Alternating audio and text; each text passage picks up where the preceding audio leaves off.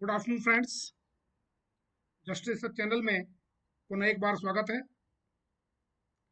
हमें वीडियो बहुत जल्दी डालना पड़ रहा है आज।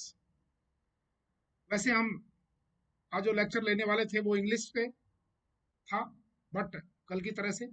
बट एनीवे, एनटीटी के जो अभ्यर्थी हैं उनके साथ हम काफ़ी दिन से जुड़े हुए हैं, इसलिए उनकी जो कल के वीडियो के बाद में कुछ क्यूरीज थी उनका समाधान करना हमने सोचा कि हमारा ये एक नैतिक कर्तव्य है, पुनीत कर्तव्य है। आपको परेशान होते हम देख नहीं सकते। कल कुछ लोगों ने शिकायत करी थी कि हमारी आवाज़ जो है थोड़ी कम आ रही है।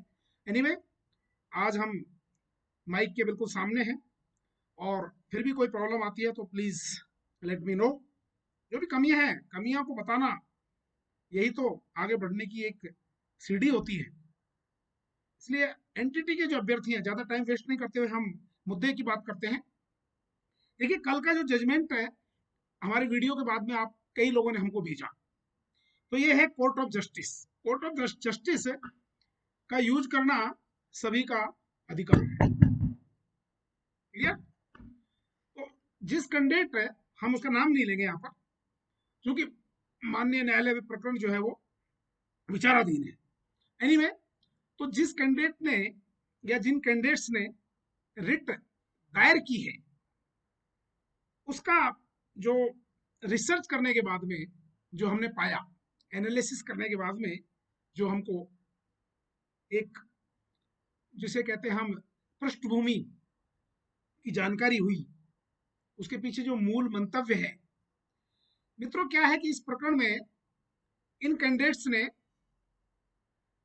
जो है रिट लगाई थी पहले, और इनको उसमें से आउटसाइड कर दिया गया, यानी उनको रिलीफ नहीं दी गई थी। क्लियर? जबकि उनका कहना है कि हम भी एनटीटी से मान्यता प्राप्त संस्थाओं से हमने भी 2 वर्षीय पाठ्यक्रम कर रखा है, चाहे वो ईसीसी का है, शायद इनका ईसीसी का है, या डीपीईसी का होगा, या पीपीटीसी का होगा, दैट इज डिफरेंट। सवाल यह है कि इनका कहना यह है उसमें कि हमारी भी कंडीशंस वही थी जो बाकी जो कैंडिडेट एसबी में फरवरी के माह में जो 56 दिन पहले जजमेंट आया था उसमें ये लोग, जो आप लोग जीत गए थे। तो खुदा ने खास्ता इस इन कैंडिडेट्स का निर्णय जो था वो किसी कारणवश, जो भी what ever might be the reasons, इनको उसमें से बाहर कर दिया गया था। क्लियर? अब चूंकि उन्हीं परिस्थितियों, उनका कहना है कि उन्हीं परिस्थितियों में, उन्हीं डॉक्यूमेंट्स के आधार पर दे हैव क्लेम्ड दैट और डिप्लोमा, जो हमारा जो सर्टिफिकेट्स हैं वो एनसीटी से रिकॉग्नाइज इंस्टीट्यूट से ही हैं। जब इनको ले लिया गया तो हमको क्यों नहीं लिया गया? यानी जिनकी पेंडिंग है उसको छोड़ दीजिए, उनके ऊपर तो फैसला लागू होगा, डीबी का, एसबी का, what ever it be, but इनको उसमें से आउटस्टेट कर दिया गया था, उसमें वर्ड है, इनको बाहर कर दिया गया था।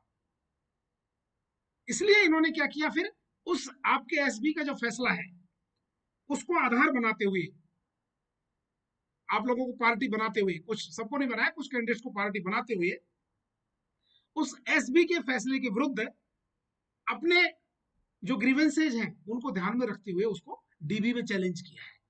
क्लियर? तो कल भी हमने यही कहा था कि इससे आपकी सेहत पर कोई असर नहीं पड़ रहा। उन्होंने अपना क्लेम मांगा है कि जब इन्हीं परिस्थितियों में इन कैंडिडेट्स को सर्विस दी जा सकती है, इनके फेवर में जजमेंट दिया जा सकता है, तो व्हाई नॉट फॉर मी? बात भी सही है। इसीलिए आपने देखा जजमेंट में आगे लिखा हुआ है, जो अपोजिट काउंसिल है उनको कहा गया कि with in A stipulated time, शायद 11 मई कौन सी डेट है, उससे पहले, स्टे देने से पहले या रिलीफ देने से पहले वो डॉक्यूमेंट की वेरिफिकेशन करेगा। यानी उस कैंडिडेट का जो क्लेम है कि मैंने भी एनसीटी से, मान्यता प्राप्त संस्था से अपना डिप्लोमा लिया है 2 वर्षीय, वट एवर इट बी, और मैं भी कट ऑफ मार्क्स की श्रेणी में आ रहा हूँ, उसकी जो भी कैटेगरी है उसमें, तो अपोजिट जो कौंसिल है यानी गवर्नमेंट का जो कौंसिल है वो इन तथ्यों की जांच करेगा, इस दौरान वेरीफाई करेगा डॉक्यूमेंट्स को कि उनका जो क्लेम हाई माननीय डीबी के सामने जो कह रहे हैं, वेदर इट इज जेन्युइन और नॉट। अगर वो जेन्युइन क्लेम होता है तो नेचुरली वो अपने आप ही उनके समकक्ष आ जाएगा, और यदि जेन्युइन क्लेम नहीं होता है तो वो खारिज हो जाएगी अगेन। ये उसमें इश्यू है और कुछ भी इश्यू नहीं है।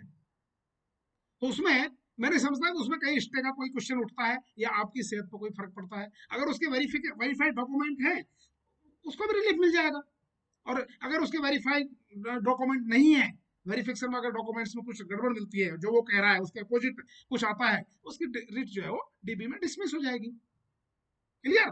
तो आपकी सेहत पर उससे कोई फर्क नहीं पड़ने वाला है। आपको कल भी हमने यही कहा था कि आपको ना तो कोई रिट दायर करने की जरूरत है। अगर आपके पास में किसी प्रकार का कोई नोटिस किसी कैंडिडेट का आता है किसी कैंडिडेट के पास में, तो उसके अकॉर्डिंग आप जो है उसका काउंटर रिप्लाई फाइल कर सकते हैं। That's all, nothing else. आपको रिट दायर करने की कहां आवश्यकता पड़ गई? आप तब अफेक्ट होते हैं बेसिकली जब सिंगल बेंच का जो फैसला है उसको सरकार अगर चैलेंज कर देती है और फिर स्टे हो जाता है, तब डीबी का जो फैसला आएगा। अभी तो उसने अपना क्लेम किया है कि उन्हीं परिस्थितियों में मेरा भी क्लेम बनता है भाई। That is the issue only.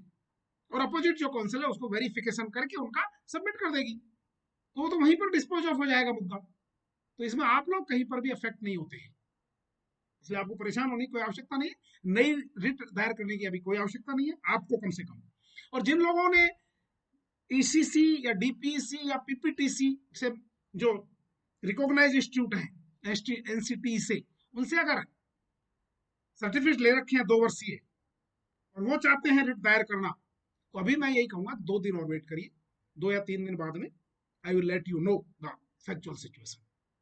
Writ दायर करनी चाहिए, इसमें कोई डाउट नहीं, क्योंकि ऐसी सिचुएशंस आ जाती हैं कई बार, तो फिर हमको उसमें डिले की प्रॉब्लम, ये प्रॉब्लम, वो प्रॉब्लम, तो हम अपना क्लेम रखने में कहीं कोई आपत्ति नहीं है। लेकिन next week will discuss this issue, next week.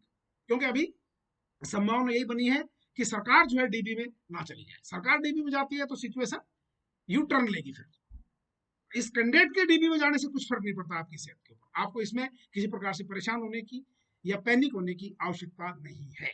I think everything is clear now. Jammu वालों का अगेन वही मई के महीने में डेट है, लेटर आए या नहीं आए फैसला आपके फेवर में ही होगा, कोई घबराने की आवश्यकता नहीं है। एनसीटी वाले जो हार गए हैं वो मेहरबानी करके अपना जो भी चैनल है जस्टिस के लिए, कोर्ट ऑफ जस्टिस का यूज तो करना ही चाहिए। आप लोग डीबी में जाकर के और रिट दायर कर सकते हैं, क्योंकि डीबी का जो नजरिया होता है वो दूसरा हो सकता है। इसलिए तो 3 टायर सिस्टम बना हुआ है हमारे यहाँ पर, लोअर कोर्ट, फिर हाई कोर्ट, फिर सुप्रीम कोर्ट। तो जो भी हमारे पास में अवेलेबल चैनल हैं, अपॉर्चुनिटीज हैं, उनका लाभ तो उठाना ही चाहिए। This is the system of लोकतंत्र। इसलिए आप जो है एनसीटी वाले कैंडिडेट रिट दायर कर सकते हैं, किसी की मार्फत करिए, that is immaterial for me. Anyway, take care. यही इश्यू है और कुछ नहीं है। आई थिंक अब सब चीजें बिल्कुल आपके माइंड में क्लियर हो गई होंगी। अगर हम कह रहे हैं कोर्ट ऑफ कंटेम्प्ट, इस समय आप लगा सकते हैं, क्योंकि स्टे अगर नहीं मिलता है तो भी कोर्ट ऑफ कंटेम्प्ट आपका जिंदा रहेगा, और स्टे अगर मिल जाता है then it will be difficult, then आपका जो कोर्ट ऑफ कंटेम्प्ट है वो इनफ्रुक्चुअस हो जाएगा।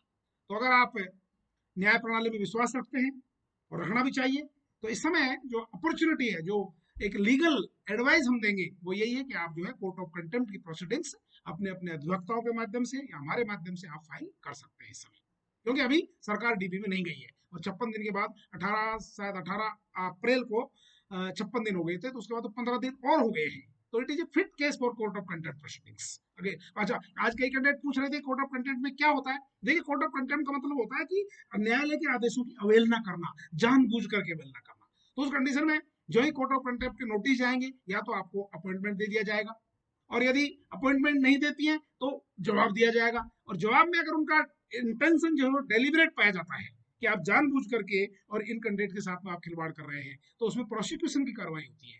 यानी जो संबंधित जो अधिकारी, रेस्पॉन्सिबल अधिकारी हैं, उनको प्रोसिक्यूट करके और माननीय जो कोर्ट है वो जेल में भी डाल सकता है। उनकी पर्सनल अपीयरेंस लगाते हैं कि आइए और एक्सप्लेन करिए, इन पर्सन आइए कोर्ट में, और फिर आप उसको एक्सप्लेन करिए। तो ऐसी सिचुएशन से बचने के लिए फिर ये लोग क्या करते हैं, जो हाई कोर्ट का, माननीय उच्च न्यायालय के जो आदेश है, माननीय कोर्ट का जो आदेश है, उसको वो लागू कर देते हैं। तो इससे एक नेचुरली प्रेशर तो माउंट होता ही है। तो आप लोग कोर्ट ऑफ कंटेम्प्ट की प्रोसीडिंग्स में इस समय जा सकते हैं। या तो प्रोसिक्यूशन होगा उनका, या तो आपको जॉब देंगे। This is the way. या फिर उसके खिलाफ वो स्टे लेके आए हाई कोर्ट में जाकर के, वो सिचुएशन अभी तक आई नहीं है। इसलिए कोर्ट ऑफ कंटेम्प्ट के जो दरवाजे हैं वो आपके खुले हुए हैं। उसमें कुछ नहीं है, ऑर्डर लगेगा सिंपली, ऑर्डर के साथ में 1-2 डॉक्यूमेंट लग जाएंगे, और 5 या 6 पन्ने की रिट, जो कोर्ट ऑफ कंटेम्प्ट की रिट है वो लग जाएगी। वो सिंगल बेंच में ही लगेगी, उसी बेंच में जिसने जजमेंट पास किया है। जज कोई भी हो सकते हैं, बट सिंगल बेंच में ही वो लगेगी। कि आपके आदेशों की पालना नहीं की गई है। तो आप विचार कर लीजिएगा, देख लीजिएगा।